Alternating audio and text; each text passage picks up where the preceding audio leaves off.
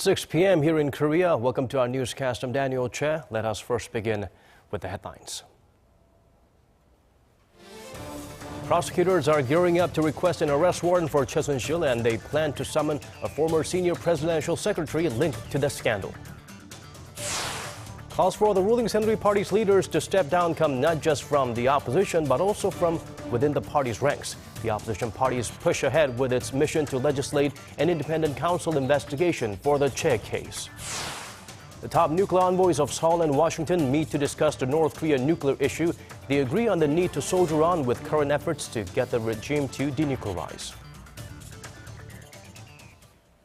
Choi Soon-sil, a name all too familiar now, is grilled by a team of prosecutors for a second day on charges that she exploited her connection to President Park Geun-hye for personal gain.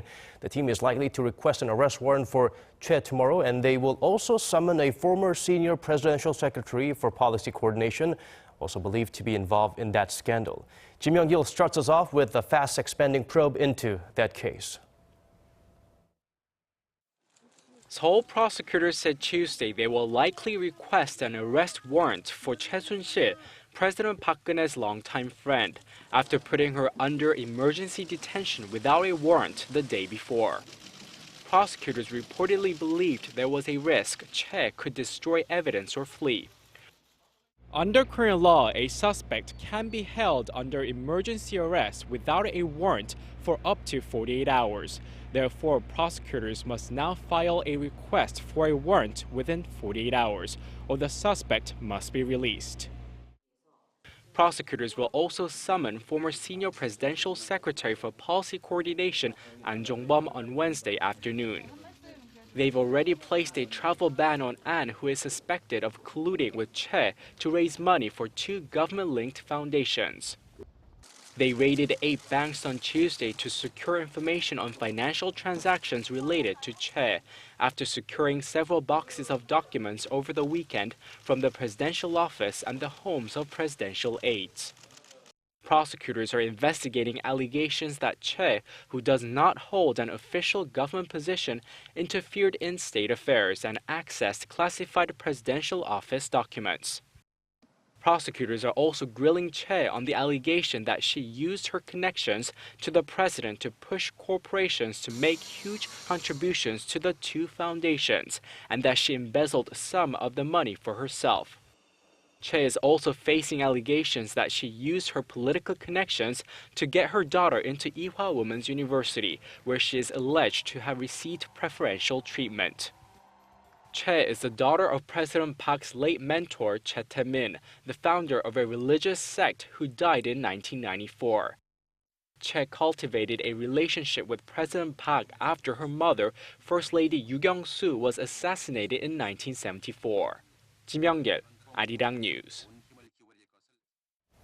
Amid the ongoing investigation, Korea's opposition bloc is presenting a united front on the situation. On the other side of the aisle, however, the ruling Saenuri Party is very much divided. Park Ji-won has the latest from the parliament. Korea's opposition parties have decided to press ahead with efforts to seek an independent council investigation for the Choi Soon-sil case and called on President Park Geun-hye to cooperate. The decision was made at a joint meeting Tuesday morning between the floor leaders of the three opposition parties, the Democratic Party, the People's Party, and the Justice Party. The three opposition parties will pursue an independent council investigation through the passage of a special law to reveal the truth about the scandal. The opposition parties have also rejected the ruling party's proposal to form a coalition cabinet comprising both ruling and opposition party politicians and urged ruling Saenuri Party leaders to take responsibility for the situation. The Saenuri Party has reportedly already recommended politicians who once served in the opposition as potential prime minister nominees. This is nonsense. The ruling party was planning to appoint a cabinet with their own choices, pretending it was a coalition. If the Saenuri Party feels even the slightest responsibility, it should urge the president to make up her mind, and the party itself should also take responsibility for the situation. The issue has divided the Saenuri Party. A group of first and second-term lawmakers and several lawmakers who aren't part of the party's pro-pact faction have urged party leaders to step down. They also say they agree with the opposition on the need for an investigation council investigation on any terms. Once again, we've reached the conclusion that the entire party leadership should take responsibility and resign. 5 of the party's presidential hopefuls, including former Seoul Mayor Oh Se-hoon and former party chair Kim Moo-sung, also called on the current leadership to step down to give the party a chance at a fresh start. The 5 spoke to reporters after a closed-door meeting Tuesday afternoon. The Saenuri leadership, however, is refusing the calls to resign. They say resolving the situation is the priority. The party is slated to hold a general meeting of all its lawmakers Wednesday. Park Ji-won, Arirang News. Turning our focus to a different topic now, Seoul and Washington's nuclear chiefs met in Seoul on Tuesday for discussions on curbing Pyongyang's nuclear ambitions. Their talks come a day after the 6-party talk representatives from the U.S. and China held discussions on that same matter. Kwon So-hwa has the details. The top nuclear envoys from South Korea and the United States have agreed to use creative efforts to create a synergy effect in dealing with North Korea by means of a new UN Security Council resolution, independent sanctions by member states, and pressure at the international level. The decision was made during the first official bilateral meeting between South Korea's Special Representative for Korean Peninsula Peace and Security Affairs, Kim Hong-gyun, and U.S. Special Representative for North Korea Policy, Joseph Yoon, who took office earlier this month. We must, together with the international community, continue to apply sanctions and pressure on North Korea to create an environment where Kim Jong-un has no other option but to choose the denuclearization process. Washington's nuclear chief held similar talks with his Chinese counterpart Monday. So I just came back from Beijing, also accompanying Mr. Blinken. And so I look forward to working closely with you to see how much progress we can make on bringing about denuclearization of North Korea. While the U.S. and China have reportedly had difficulty in narrowing their differences on the level of new sanctions on the regime, Yoon expressed hope that a new UN Security Council resolution will be adopted soon. Speaking to reporters after Tuesday's meeting, he said good progress has been made at the UN, and he is sure the new resolution will be a, quote, good deal. When asked about U.S.-China negotiations on sensitive issues such as the restriction of coal exports from the north, Yoon acknowledged that it's a big issue and added that an agreement is expected soon. Yoon also indicated that he could visit Moscow soon for talks with his Russian counterpart on similar issues. South Korea's foreign ministry stressed that coordination between Seoul and Washington on North Korea should continue the way it is, regardless of the transition to a new U.S. government, adding its hope that visits between the two can be arranged once a new administration kicks in. Kwon So-hwa, Arirang News. While South Korea and the U.S. have put their heads together to pressure North Korea, Seoul is mulling over its own set of unilateral sanctions, this time against a Chinese company for reportedly aiding the regime's nuclear weapons program. Connie Kim has a response from the South's foreign ministry. South Korea is reportedly considering sanctions against China's Hongxiang Industrial Development Company, accused of supporting North Korea's nuclear weapons program. Multiple government sources said Tuesday Seoul is mulling over when to enlist a Chinese firm on its sanctions list as part of South Korea's unilateral sanctions. If the government decides to impose sanctions on Hongxiang and company officials, Seoul will freeze their assets in South Korea and will ban all financial transactions between the company and South Korean firms as well as individuals. Hongxiang CEO Ma Xiaohong and 3 business associates were already imposed sanctions by the U.S. Treasury Department over allegations that Ma exported materials to North Korea that could be used to make nuclear weapons. Seoul will reportedly make the final decision on Hongxiang after considering the degree of China's participation in the UN Security Council resolution in response to the North's 5th nuclear test in September. South Korea's unilateral sanctions will be announced after considering how the UN Security Council resolution is sorted out to maximize the strategic effect. Japan is also reportedly reviewing to unilaterally blacklist foreign firms that trade with the North or massively employ North Korean employees stationed overseas.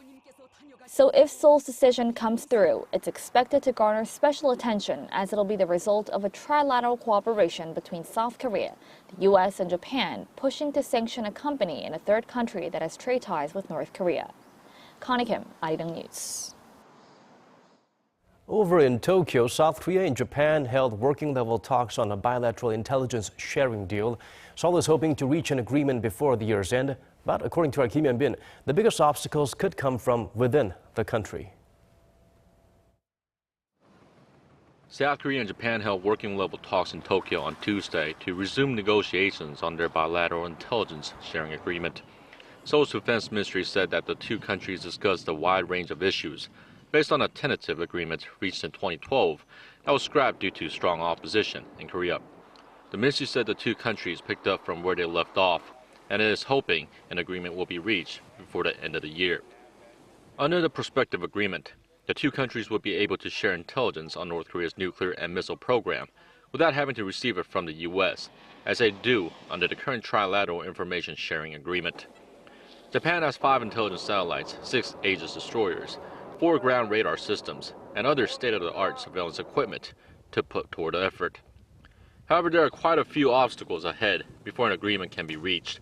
Many Koreans are against the pact because of the history of Japan's colonial rule of Korea from 1910 to 1945, and lingering historical and territorial disputes between the two countries. Kim Hyun-bin, Arirang News. Credit ratings agency Moody's has decided to keep Korea's sovereign credit rating at AA2, its third highest level. The agency also maintained Korea's credit rating outlook at stable, citing Korea's relatively strong economy and fiscal health and a strong position in dealing with uncertainties in the global economic and financial markets. The AA2 rating is equal to the AA of the other two main credit rating agencies, S&P and Fitch. Korea has maintained that rating for 10 straight months since Moody's upgraded it by 1 notch last December.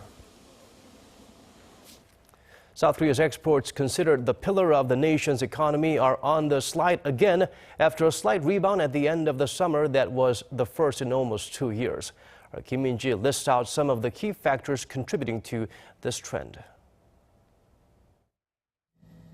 Korea's exports continued their downward streak in October. The Trade Ministry says outbound shipments fell 3.2% on year to $41.9 billion. Exports had dipped for 19 straight months, turning around for the first time in August and then falling again in September. Imports also continued negative growth, falling 5.4% to $34.8 billion. Without the trade surplus came to $7.2 billion, extending the country's surplus streak to a 57th straight month. The ministry attributed the slide in October exports to fewer working days and unexpected disruptions seen at the country's two major exporters, Samsung Electronics and Hyundai Motor. These factors resulted in losses of over $2.1 billion, pulling down the overall growth rate in exports by 4.9 percentage points. Last month, Samsung called an end to production and sales of its flagship phablet after reports that even replacement Note 7s were catching fire. Over at Hyundai Motor, a general strike over the adoption of performance-based pay dragged down production by over 140,000 cars this year. But some point out exports didn't fall as sharply as last month's 5.9% decline, due in part to improvements in other key export items, such as semiconductors, computers, and flat panel displays. The negative factors have been concentrated in Korea's key sectors. While overall exports are still on track for recovery, it's important for the country to move to foster new areas of growth, as well as expand opportunities in markets that are faring better than others, such as India, Vietnam, and Iran. For the remainder of the year, although the decline in exports is expected to slow, it will still likely be a tough road ahead due to weak growth in the global economy, as well as a possible rate hike in the U.S., which could offset the recovery momentum. Kim Min-ji, Arirang News. Korea's consumer prices grew at the fastest clip in 8 months in October. According to Statistics Korea, prices went up 1.3% last month from a year earlier, also marking 2 straight months of increase in the 1% range. The rise was mainly led by a sharp uptick in agriculture, livestock and fisheries products. Those digits soared over 8% in October on year, pulling up overall prices by 0.6 percentage points. A cut in electricity fees that plunged overall utility fees down almost 14% in September also played a hand last month, with prices of utility fees dropping 8.2% on year in October. The country's growing household debt has set off alarm bells at home and abroad, further fueling concerns. Korea's central banks pointing out the debt figure is likely to maintain its upward growth trend. Shin Se-min looks into the disturbing digits. Korea's central bank says the country's household debt is growing at an alarming pace. In a report submitted to the parliament on Tuesday, the Bank of Korea said the growth of private debt in Korea is far outpacing the growth of the real economy. And considering the speed of growth, the central bank thinks the trend will likely continue for some time. The BOK said in October that banks' outstanding household debt stood at $603 billion in September, an increase of more than $5 billion from the month before. It was the second largest growth number among all September figures since 2008, when the central bank first began collecting the data. The amount of debt households owed to financial institutions reached $613 billion in September, up 11.8% from the year before. And as of the end of the first half of this year, that figure was over $1.1 trillion, with some local experts already predicting that it would surpass $1.13 trillion by the end of this year and $1.3 trillion by the end of next. The increase in Korea's household debt is also attracting the attention of international organizations. The Bank for International Settlements said in its report in September that Korea's household debt to GDP ratio ranked number 8 among the 42 nations surveyed. Korea's bank credit to GDP gap, a key measure of financial system's health, stood at 3.1 points, a level considered cautious by the BIS. Meanwhile, the debt figure continues to grow despite the government's efforts to rein it in. It issued lending guidelines for local banks early this year and another regulations in August. Local experts are now focused on an upcoming set of government measures expected this week, which are likely to be geared toward cooling the property market, considered the main culprit behind the country's snowballing household debt figures. Shin Se-min, Arirang News. That's all from me at this hour. If you're tuning in from Korea, don't change the channel yet. We have more domestic news updates coming right up. Thank you for watching.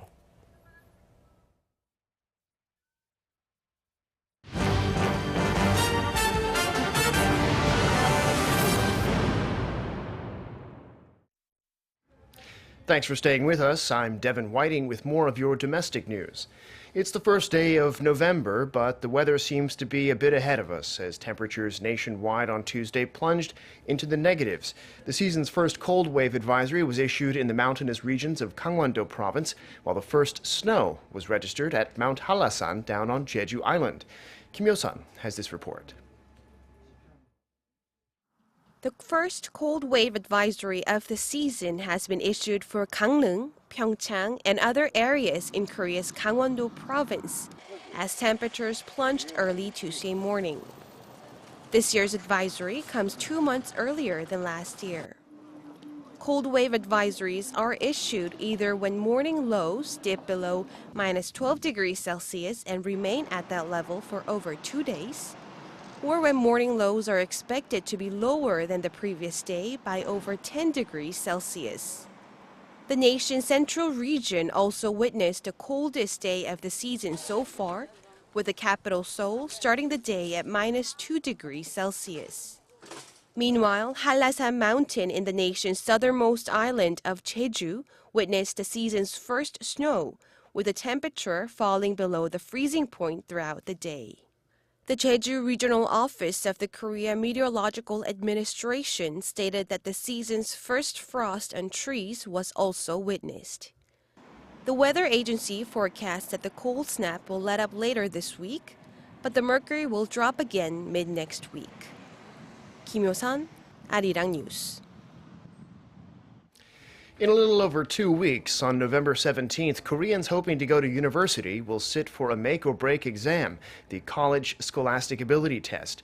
And to assure testing is fair, the Ministry of Education has banned all but analog watches from the test sites. That means no LEDs, LCDs, or smartwatches. Students who choose to bring an analog watch will have to put it on their desk so the test proctor can inspect it. Other banned devices include calculators, digital cameras, MP3 players, electronic dictionaries, and so on. Students who accidentally bring a banned item can hand it over before the test starts, but those who fail to do so will face disciplinary action. Violations of the rules can be reported at the websites of the Education Ministry or local education offices. Late October and early November in Korea is the peak season for autumn foliage. Now, the fall colors have been strong in the mountainous areas since mid-October, but now it's the turn of the big urban areas. Our Oh Jung-hee shows us how city dwellers can get a brief autumn getaway in the parks, trails, and downtown streets of the capital. It's that romantic time of the year when the mountains are ornamented by sunset colors of red, orange, and yellow. The fallen leaves create a patchwork mat under a blue sky that seems to stretch forever. This is Korea in autumn. We've been seeing the nation's mountainous areas change color since mid-October, but with the mercury taking a dip, trees here in Seoul are also starting to turn red, orange, and yellow. The capital city has taken on kaleidoscope colors in the trees that line its busy streets. Seoul's beauty reaches its peak this time of year not only on the avenues but in the quiet traditional corners of this modern landscape. Every year, Seoul City compiles a list of streams, trails, parks, and streets where people can enjoy the changing leaves and the beautiful autumn landscape. We hope families, couples, and friends can escape their busy city lives and make the most of the autumn season without having to go too far. Located in southern Seoul, Yangjae Citizens Forest is another great spot for visitors to soak in the view. The forest's brightly colored trees hang over a golden carpet of fallen leaves. We came here to take a family picture. It's good that we can enjoy the autumn season without having to go too far. It's especially incredible to find so many fallen leaves here. It isn't easy to find them where we live. The changing of the leaves is part of how trees prepare for the winter. Chlorophyll, the green pigment in leaves essential to photosynthesis, starts to break down and leaves wear different colors depending on their pigments.